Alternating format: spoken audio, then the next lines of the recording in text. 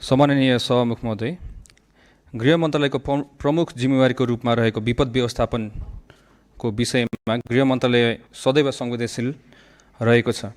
साउन 22 गतेको प्रतिनिधि सभा बैठकमा माननीय गोपाल शर्माले जाजरकोट तथा रुकुम पश्चिमका भूकम्प पीडितहरूको निजी आवास निर्माण सम्बन्धमा प्रश्न उठाउनु भएको र भदौ 1 गतेको प्रतिनिधि सभा बैठकमा सम्माननीय सभामुख महोदयबाट जवाफ दिन रुलिङ भए बमोजिम म जवाफ दिन उपस्थित भएको छु।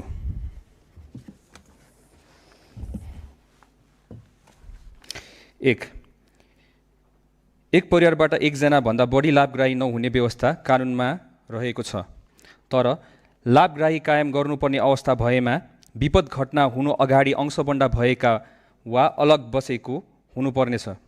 उक्त व्यवस्था संशोधन गर्न र स्थानीय तहलाई पूर्ण जिम्मेवार बनाउन प्राधिकरणका कार्यकारी प्रमुखको अध्यक्षतामा कार्यदल गठन गरिएको छ। कार्यदलबाट संशोधनको गृह कार्य भइरहेको जानकारी गराउन चाहन्छु। 2 स्थानीय सरकार सञ्चालन ऐन 2074 मा पालिकाभित्र भवन निर्माण गर्दा भवन निर्माण संहिताको पालना गर्नुपर्ने व्यवस्था गरिएको छ। सो अनुसार अनुदान प्राप्त गर्न राष्ट्रिय भवन संहिता बमोजिम भवन निर्माण हुनुपर्दछ। प्राधिकरणको निर्देशनअनुसार घर निर्माण सुधार गरेमा अनुदान उपलब्ध गराउन सकिनेछ। त्यसका लागि प्राधिकरणले आवश्यक समन्वय र सहजीकरण गरिरहेको जानकारी गराउन चाहन्छु।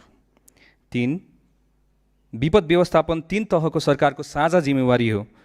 विपदको सम्बन्धमा केन्द्रमा गृह मन्त्रालय लिडिङ एजेन्सीको रूपमा रहेको, जिल्लामा जिल्ला विपद व्यवस्थापन समिति र स्थानीय तहमा स्थानीय विपद व्यवस्थापन समिति रहेको छ। 4 लाभग्राही कायम गर्ने प्राविधिक निरीक्षण गरी अनुदान रकम माग गर्ने कार्य स्थानीय विपद व्यवस्थापन समितिबाट हुने व्यवस्था गरिएको छ।